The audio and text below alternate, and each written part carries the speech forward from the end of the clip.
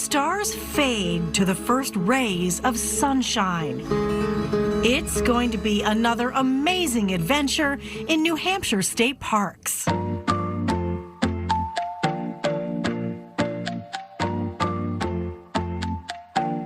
For 90 years, nature has called people to the parks here.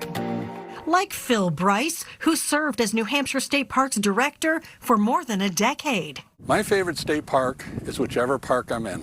Today it's Miller. A gorgeous day at Miller State Park in Peterborough, the very first state park, home to Packmonadnock, 2,290 feet to the summit, with a view that stands the test of time.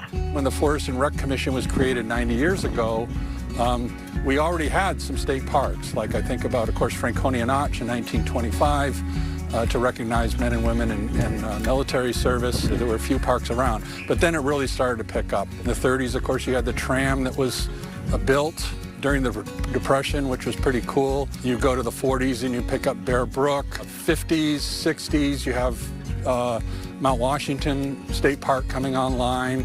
You can go up on the Auto Road to the Cog.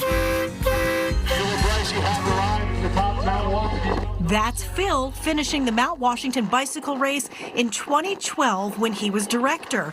He knows the popular state parks. Hampton Beach, of course, Monadnock. And he likes to take the road less traveled. Yeah, I think of like sculptured rocks in Groton as a little jewel, because I like geology. So like camping at Coleman, I camped on the water and didn't get much sleep because of the loons calling all night.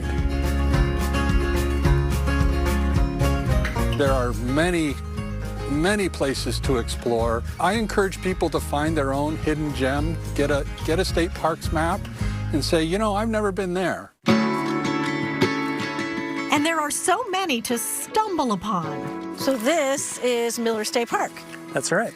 This is the first one. This is the first park, technically the first park in the system. Watch the rocks. Watch the rocks. When Greg Keeler tells you to take a hike. So we picked a beautiful day for a little hike. Yeah, this is great.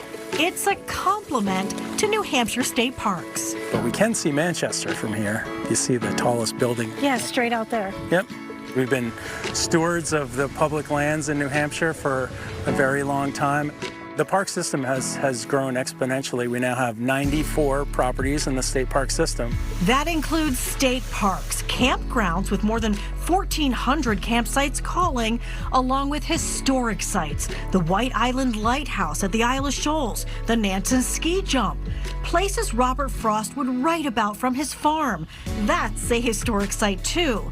The park system protects 22 beaches inland to seacoast, one ski area, Cannon Mountain at Franconia Notch State Park, and thousands of miles of recreation trails, keeping people moving in all of the Granite State's seasons. We have lodges where you can stay in the wintertime with direct access for snowmobiling. Depending on where you live in the state, you probably don't have to go very far to get to a state park.